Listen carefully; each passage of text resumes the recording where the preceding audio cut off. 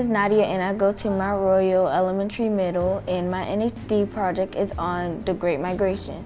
The Great Migration was a significant move of blacks from the South moving up to the North for opportunities, freedoms, and rights.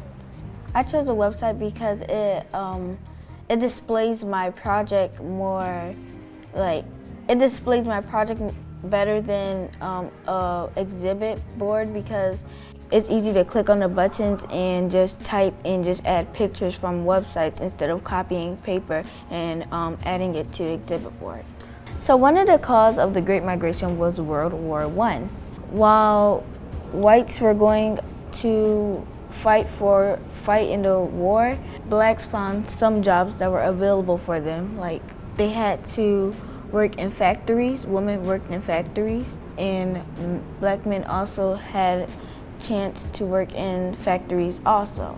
Okay, so the Red Summer was taking place in the North, and in the North it wasn't as equal. It was equal, but it was kind of not as equal, and some whites had problems with blacks moving into neighborhoods. There were starting to be riots about blacks moving in, and other things about how whites wants to be segregated up north. And in the Harlem Renaissance, it took place in New York, where blacks created their own music, poetry, art, and other entertainments.